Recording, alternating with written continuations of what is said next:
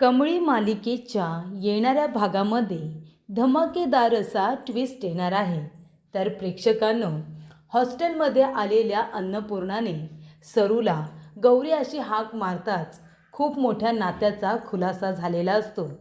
तर इथे अन्नपूर्णाची आणि मोठ्या सुनेची भेट हॉस्टेलमध्ये झालेली असते आणि अन्नपूर्णाला तिची मोठी नात आणि मोठी सून तब्बल आता 18 ते 19 वर्षानंतर मिळालेल्या असतात। तर येणाऱ्या भागामध्ये कशा पद्धतीने या गोष्टी पुढे घडत जातात आपण सविस्तरपणे बघूया। तर प्रेक्षकांनो, इथे आता अन्नपूर्णा ही आजोबांच्या अपघातामध्ये नक्की कोण सामील होतं या गोष्टीचा शोध पोलिसांना घ्यायला सांगते। कामिनीचं नाव समोर येतं, पण कामिनीचं नाव समोर आल्यानंतर अन्नपूर्णा तिला घरातून हकलून देते आणि जर तू निर्दोष असतील तर तू स्वतःला निर्दोष सिद्ध कर आणि मगच या घरामध्ये ये असं सुद्धा सांगितलेलं असतं। त्यामुळे प्रेक्षकांनो, अन्नपूर्णा सुहासला गावावरून बोलावून घेते आणि त्याला स्वतःवरती आता आरोप घ्यायला सांगते। ती म्हणते की तू म्हणायचं की आजोबांचा अपघात माझ्यामुळे झाला आहे म्हणून, पण माझी काही चूक नाही आहे असं सुद्धा सांगायचं। त्यानंतरला मी तुला खूप पैसे देईन, मी तुला इतके पैसे देईन की तुझ्या घरातले सगळेजण आनंदात राहतील आणि जर तू माझं ऐकलं नाहीस तर तुला मी पैसे पण देणार नाही, तुला पोलिसांच्या ताब्यातसुद्धा देईन आणि तुझ्या कुटुंबाला पैसे पण मिळणार नाही। आता बोल काय करायचं आहे ते, माझी मदत करायची आहे की माझ्या विरोधात जायचं आहे? तेव्हा सुहास येतो आणि म्हणतो, अपघात मीच केला होता, माझ्याकडूनच झालं होतं, पण चुकून झालं होतं, मी मुद्दामून काही नाही केलं मॅडम, मला माफ करा। तेव्हा सुहासने कामिनीचा आरोप स्वतःवरती घेतल्यानंतर कामिनीला आता घरामध्ये घ्यावं लागतं, कारण अनिका फोर्स करते आणि अन्नपूर्णाला म्हणते की आता ग्रॅनी आजी निर्दोष सिद्ध झाली आहे, मग तुला तिला घरामध्ये घ्यावं लागेल ना। आणि तेव्हा इथे अनिकासमोर आता अन्नपूर्णा जास्त काही न बोलता तिला घरामध्ये घेते, पण तिला धमकी देते की मी तुला घरामध्ये घेते याचा अर्थ असा नाही की मी तुला निर्दोष समजले, तुझ्यावरती माझा विश्वास आहे, अजिबात नाही, माझा तुझ्यावरती काडी मात्र विश्वास नाही आहे, पण मी तुझ्यावरती बारीक नजर ठेवणार आहे। मी शब्द दिला होता की मी तुला इथे निर्दोष सिद्ध केलंस तर घरामध्ये घेईन, याचा अर्थ असा नाही की माझा तुझ्यावरती विश्वास बसला आहे, पण या घरामध्ये तू राहा, पण जर पुन्हा काही त्रास देण्याचा प्रयत्न केलास माझ्या कुटुंबाला किंवा यांना त्रास देण्याचा प्रयत्न केलास तर मात्र मी तुला कधीच माफ करणार नाही, यांच्यापासून आणि सगळ्यांपासूनच तू लांब राहायचं असं अन्नपूर्णाने कामिनीला सांगितलेलं असतं। कामिनी आता मनातच म्हणते, अगं वहिनी, आता तर सुरुवात झाली आहे गं खेळाला, आता माझं दुसरं टार्गेट असणार आहे ते म्हणजे कमळी। त्यानंतर प्रेक्षकांनो, इथे आता कमळी आपल्या आईची हॉस्पिटलमध्ये व्यवस्थित काळजी घेत असते। त्यानंतर प्रश्न उरलेला असतो की तिच्या आईला ठेवायची कुठं। तेव्हा ऋषी काय म्हणतो, अशा ठिकाणी ठेवा की जिथे कळलं नाही पाहिजे, ज्या लोकांनी इथे सरू मावशीला मारण्याचा प्रयत्न केला आहे ना, त्यांना कळलं नाही पाहिजे की ती जिवंत आहे म्हणून, नाही तर ते लोक पुन्हा तिला त्रास देण्याचा प्रयत्न करतील, त्यामुळे अशा ठिकाणी ठेवलं पाहिजे जिथे ती सेफ राहील आणि लवकर बरी पण होईल। तेव्हा इथे कमळी म्हणते की आता एकच जागा आहे हॉस्टेल, हॉस्टेलमध्येच आईला ठेवावं लागेल। तेव्हा इथे निंगी म्हणते, पण कसं शक्य आहे, कारण का आपल्या ज्या मॅडम आहेत त्यांचं लक्ष असणार ना हॉस्टेलच्या मॅडम। तेव्हा ती म्हणते, अगं आपल्याला लपून ठेवावं लागेल, आता दुसरा पर्याय नाही आहे आपल्याकडे। तेव्हा इथे साहेबा म्हणतो की बरोबर बोलते कमळी, तू हॉस्टेलमध्येच ठेव, लपून ठेवावं लागलं तरी पण चालेल, कारण का तर त्यांना लवकरात लवकर बरं होणं सगळ्यात जास्त महत्त्वाचं आहे म्हणून। तेव्हा ती म्हणते, मला पण हेच वाटतं। आणि त्यानंतर प्रेक्षकांनो, इथे आता कमळी आपल्या आईला घेऊन निंगी आणि ती दोघीजणी हॉस्टेलमध्ये जातात। तेव्हा निंगी सगळ्या मुलींचं आणि त्याचबरोबर ज्या मॅडम असतात तिथे त्यांचं लक्ष आता विचलित करते। ती म्हणते तिथे साप आहे साप, सगळेजण धावत पळत जातात, तोपर्यंत कमळी आपल्या आईला घेऊन रूममध्ये गेलेली असते आणि तेव्हा तिथे एक रशी असते, त्याला आता तिथे निंगी साप समजते। तेव्हा त्या मॅडम तिथे येतात आणि म्हणतात, अगं कमळी, तो साप नव्हता, तिथं रशी होती, मग तू एवढी घाबरलीस होय? ती म्हणते, मॅडम अहो मला काय माहिती, मी खूपच जास्त घाबरले हो, बरं झालं दोरीच होती ना। ती म्हणते, हो, रूममध्ये गेलात तुम्ही लगेच, नावं वगैरे लिहून ठेवलीत ना? ती म्हणते, हो हो, नावं वगैरे लिहून ठेवलीत। त्यानंतर प्रेक्षकांनो, रूममध्ये जाताना कमळी आता बोलण्यामध्ये मॅडमला थांबवते आणि आतमध्ये रूममध्ये जाऊ देत नाही. आणि अशा रीतीने इथे आता कमळीने आपल्या आईला हॉस्टेलमध्ये राहण्यासाठी सांगितलेलं असतं आणि तिने हे सुद्धा सांगितलेलं असतं की इथून तुम्ही बाहेर पडू नका. जेव्हा तुम्हाला बाहेर जायचं असेल तेव्हा मला सांगा, मी तुम्हाला घेऊन जाईन. तेव्हा सरू म्हणते ठीक आहे. आणि मग ती आता तिला आतमध्ये घेऊन जाते. तिला व्यवस्थित गोळ्या औषधं, तिला जेवणा खावण्याची व्यवस्था कमळी सगळं अगदी नीट करत असते.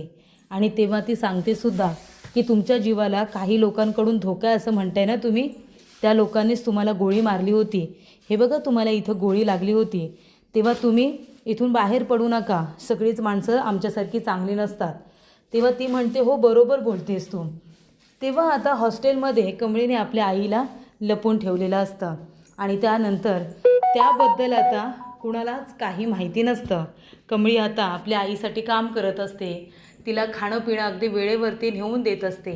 एका बाजूला ते अन्नपूर्णा आणि आजोबा यांनासुद्धा भेटायला जात असते आणि दुसऱ्या बाजूला नयनतारा तिला नको नको ते बोलत असते.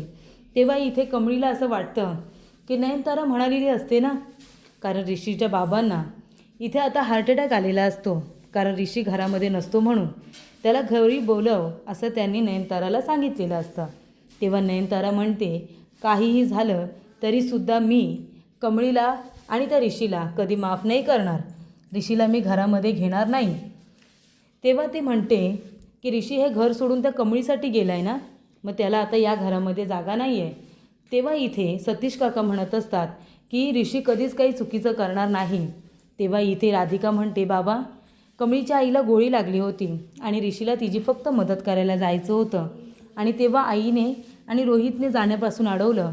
तेव्हा त्याला मदतीसाठी जायचं होतं आणि म्हणून त्याने मैत्रीच्या खातीर घर सोडलं.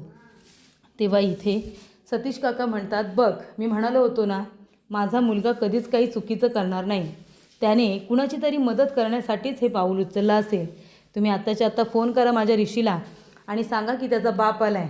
तेव्हा ती म्हणते अजिबात नाही सतीश, मी अजिबात त्याला इथे बोलवणार नाही आहे आणि तू सुद्धा मला फोर्स करणार नाही आहे असं मी आत्ताच सांगते. आणि तेव्हा चिडलेल्या सतीश काकांना इथे हार्ट अटॅक येतो. तेव्हा इथे घाबरलेली नयनतारा लगेचच त्यांना हॉस्पिटलला घेऊन जाते. त्याच हॉस्पिटलमध्ये तिथे आता सरू असते ना, तेव्हा कमळी तिथे जाते सरूला शोधत शोधत. आणि तेव्हा नयनताराला वाटतं की सरूला इथे शोधण्यासाठी ती आलेली नाही आहे, ती आली आहे माझी मज्जा बघायला. आणि तेव्हा नयनतारा म्हणते तुला तर आनंदच झाला असेल ना, आमच्या घरामध्ये एका पाठोपाठ एक संकटे येत आहेत. तू माझ्या आधी मुलाला लांब केलंस, आता माझ्या नवऱ्याला हार्ट अटॅक आला. ती म्हणते काय?